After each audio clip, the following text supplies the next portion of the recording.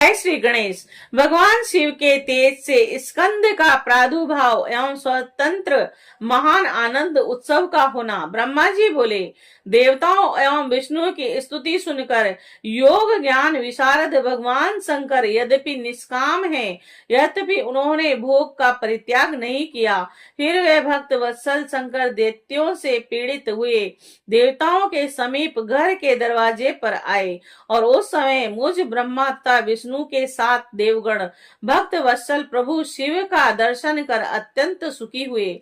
उन देवताओं का पूर्वोक्त वचन सुनकर दुखी आत्मा वाले भगवान शंकर ने उदित मन होकर उत्तर दिया।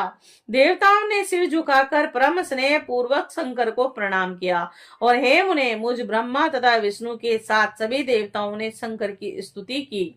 देवता बोले, हे देव देव, हे महादेव, हे महेश्वर, करुणा सागर प्रभु, आप सबके अंतर्यामी हैं। हे शंकर, आप सब कुछ जानते हैं। हे वी प्रभु, हम देवताओं का कार्य कीजिए। हे महेश्वर, देवताओं की रक्षा कीजिए। तथा हे महाप्रभु, कृपा करके तारका आदि असुरों का विनाश कीजिए। शिव बोले, हे विष्णु, हे विधाता, हे देवों, मैं आप सबके मन का अभिप्राय जान रहा हूँ, किंतु जो होना है वह होता ही है।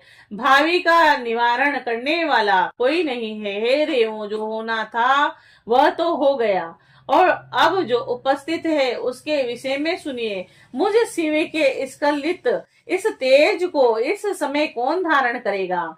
जिसे धारण करना हो वह धारण करे। इस प्रकार कहकर शिवजी मौन हो गए, और तब देवताओं से प्रेरणा प्राप्त कर अग्नि ने कपोत होकर अपनी चोंच से शंकर के पृथ्वी पर गिरे हुए समस्त तेज को ग्रहण कर लिया। और हे नारद, इस समय शिव के आगमन में विलंब देखकर वहां पर भगवती गिरजा आकर उपस्थित हो गई। उन्होंने देवताओं को देखा, और वहां का वह संपूर्ण वृत्तांत जानकर पार्वती महाक्रोधित हो गई। तब उन्होंने विष्णु प्रभुति सभी देवताओं से क्रोध में भरकर कहा। देवी बोली, हे देवगणों, तुम लोग बड़े दुष्ट हो। तुम हमेशा अपने स्वार्थ साधन में लगे रहते हो, और अपने स्वार्थ साधन के निमित्त दूसरों को कष्ट देते हो। तुम लोगों ने अपने स्वार्थ के लिए परम प्रभु शिव की स्तुति कर मेरा विहार भंग किया। हे देवों, इस कारण में बंध्या हो गई। हे देवताओं, मेरा विरोध करने से तुम देवताओं को कभी सुख प्राप्त नहीं होगा, और तुम दुष्ट देवताओं को इस प्रकार महादुख प्राप्त होगा। ब्रह्मा जी बोले, इस प्रकार क्रोध से जलती हुई शैलपुत्री पार्वती ने विष्णु प्रभुति सभी देवगणों को श्राप दिया। पार्वती बोली, आज से सब देवताओं की स्त्रियां बंध्या हो जाए, और मेरा विरोध करने वाले सभी देवगण सर्वदा दुख प्राप्त करें। ब्रह्मा जी बोले, इस प्रकार सर्वेश्वरी भगवती ने विष्णु प्रभुति देवगणों को श्राप देकर क्रोध पूर्वक हो शिव के तेज का भक्षण करने वाले अग्नि से कहा। पार्वती बोली, हे अग्नि, आज से तुम सर्वभक्षी होकर सदैव दुख प्राप्त करोगे, और तुम्हें शिव तत्व का ज्ञान नहीं है। तुम देवगणों का कार्य करने वाले मूर्ख हो। हे सट्ट, ये दुष्टों मैं महादुष्ट, तुम बड़े दुर्बुद्धि हो। तुमने जो शिव के तेज का भक्षण किया है वह अच्छा नहीं किया। ब्रह्मा जी बोले, हे मुने, इस प्रकार अग्नि को श्राप देकर असंतुष्ट होकर भगवती पार्वती भगवान महेश के साथ शीघ्रता पूर्वक अपने आवास में चली गई। हे मुनीश्वर, वहां जाकर पार्वती ने प्रयत्न पूर्वक भली भांति शंकर जी को समझाया। फिर उनके सर्वश्रेष्ठ गणेश नामक पुत्र उत्पन्न हुए। हे मुने, इन गणेश जी का संपूर्ण वृतांत में आगे कहूंगा। इस समय आप प्रेम पूर्वक कार्तिकेय की उत्पत्ति का वृतांत सुनिए। मैं कह रहा हूँ, देवता लोग अग्नि के मुख से ही भोजन करते हैं, ऐसा वेद का वचन है। अतः अग्नि के गर्भ धारण करने से सभी देवता गर्भ युक्त हो गए, और शिव के तेज को सहन न करते हुए वे देवता पीड़ित हो गए, और यही दशा विष्णु आदि देवताओं की भी हो गई। क्योंकि सभी देवी पार्वती की आज्ञा से से उनकी बुद्धि नष्ट हो गई थी। इसके बाद विष्णु प्रभुति सभी देवता मोहित होकर शिव के वीर्य रूप अग्नि से जलते हुए शीघ्र ही पार्वती पति भगवान शंकर की शरण में गए और वे लोग शिव जी के गृह द्वार पर जाकर नम्रता से हाथ जोड़कर अत्यंत प्रीति पूर्वक पार्वती सहित भगवती की स्तुति करने लगे। देवता बोले, हे देव, हे महादेव, हे गिरिजेश, हे महाप्रभु, हे नाथ, यह क्या हो गया? निश्चय ही आपके माया को समझना बड़ा कठिन है। हम लोग गर्भ युक्त होकर आपकी असहाय वीर्य ज्वाला से जल रहे हैं।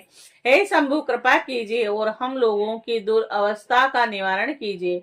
ब्रह्मा जी बोले, हे मुनि, देवताओं की इस प्रकार की स्तुति सुनकर उमापति परमेश्वर शिव ग्रह द्वार पर जहाँ देवता स्थित है वहां शीघ्र आए। द्वार पर आए हुए सदाशिव को देखते ही विष्णु समेत सभी देवगण विनम्र होकर प्रणाम कर उन भक्त वत्सल की प्रेम पूर्वक स्तुति करने लगे।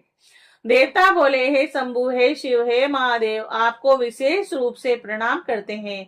आपके तेज से जलते हुए हम शरणागतों की रक्षा कीजिए। हे हरे, इस दुख का हरण कीजिए, अन्यथा हम लोग निश्चय ही मर जाएंगे। इस समय देवताओं के दुख का निवारण करने में आपके बिना कौन समर्थ है?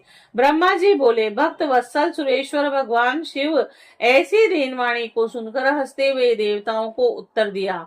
शिव बोले, हे हरे, हे ब्राह्मण, हे देवो, आप सभी मेरी बात सुने। आप लोग आज ही सुखी हो जाइए, सावधान हो जाएं और सभी देवगण मेरे तेज का शीघ्र ही वमन कर दे। मुझ संप्रभु की आज्ञा मानने से आप लोगों को विशेष सुख प्राप्त होगा। ब्रह्मा जी बोले, विष्णु आदि सभी देवताओं ने इस आज्ञा को शिरोधार्य करके अपवे भगवान शिव का स्मरण करते हुए शीघ्र ही तेज का वमन कर दिया और शंभु का स्वर्णिम आभा वाला अद्भुत वह सुंदर क्रांति वाला वह तेज भूमि पर गिरकर पर्वताकार हो गया और अंतरिक्ष का स्पर्श करने लगा और श्री हरि सहित सभी देवगण सुखी हो गए और भक्त वत्सल परमेश्वर की स्तुति करने लगे। हे मुनीश्वर, किंतु अग्निदेव यहाँ प्रसन्न नहीं हुए। तब परमेश्वर शंकर श्रेष्ठ शंकर ने उन्हें आज्ञा दी, हे मुने, तदंतर वे अग्निदेव उन मन में सुख न मानकर विकल हो हाथ जोड़कर नम्रता पूर्वक शिव की स्तुति करते हुए इस प्रकार बोले। अग्नि बोली, हे महादेव महेश्वर, मैं मूर्ख हूँ, यद्यपि आपका सेवक हूँ। मेरे अपराध को क्षमा करें और मेरे दाह का निवारण करें। और हे स्वामिन, आप दीन वत्सल परमेश्वर सदाशिव हैं। और इस प्रकार प्रसन्न आत्मा अग्निदेव ने दीन वत्सल शिव से कहा। ब्रह्मा जी बोले, अग्नि की यह बात सुनकर दीन वत्सल उन परमेश्वर ने सदाशिव से ने प्रसन्न होकर अग्नि से इस प्रकार कहा। शिव बोले, हे अग्नि, पाप की अधिकता के कारण ही तुमने यह अनुचित कार्य किया कि मेरे तेज का भक्षण कर लिया।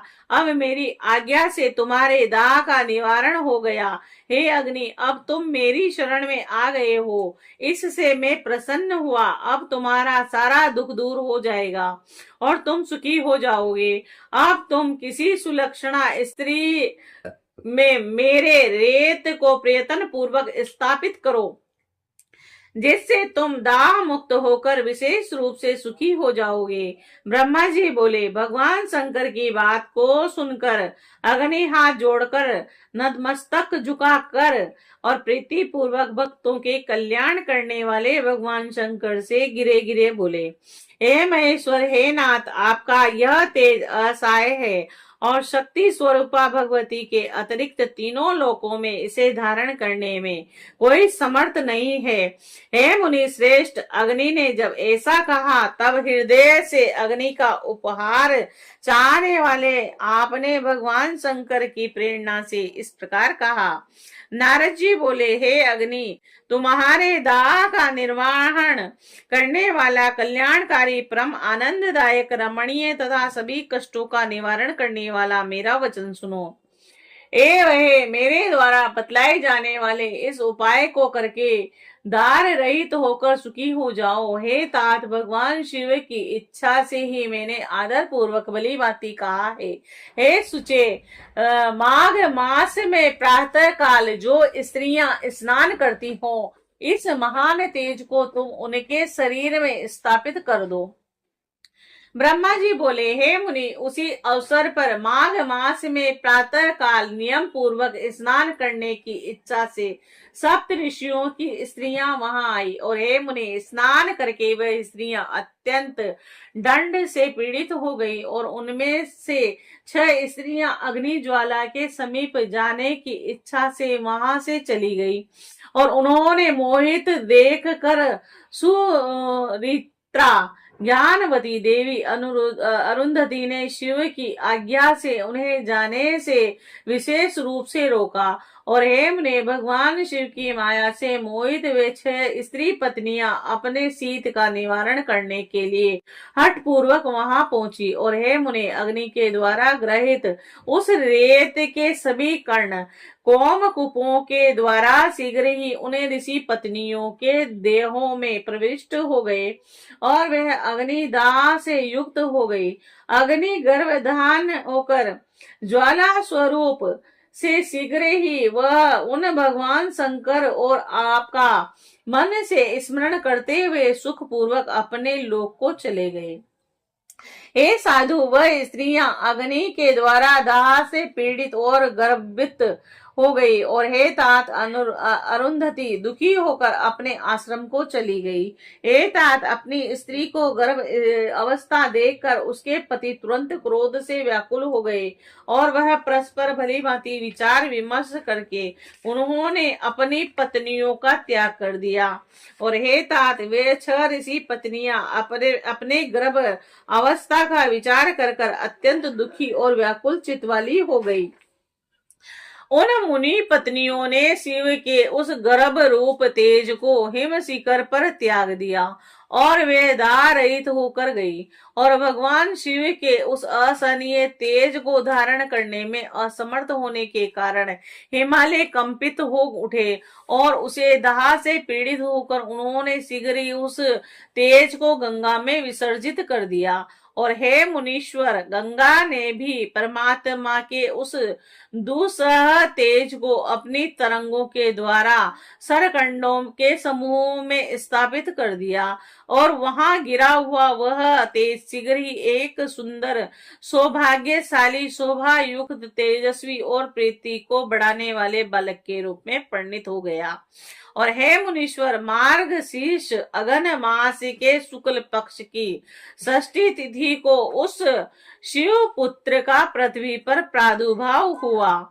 और हे ब्राह्मण, इस अवसर पर अपने कैलाश पर्वत पर हिमालय पुत्री पार्वती तथा भगवान शंकर भी अकस्मात आनंदित हो उठे। और हे मुनि, भगवती पार्वती के स्तनों से आनंदातिरेक के कारण दूध स्त्राव होने लगा, और वहां जाकर सबको अत्यंत प्रसन्नता हुई। एतात त्रिलोकी में सभी स्वजनों के यहाँ अत्यंत सुख देने वाला मांगलिक वातावरण हो गया, और दुष्ट दैत्यों के यहाँ विशेष रूप से विघ्न होने लगे। हे नारद, अकस्मात अंतरिक्ष में महान दुंदुभियां होने लगी, और उस बालक पर पुष्पों की वर्षा होने लगी। हे मुनि श्रेष्ठ, विष्णु आदि सभी देवताओं को अकस्मात परम आनंद हुआ, और महान उत्सव भी होने लगा।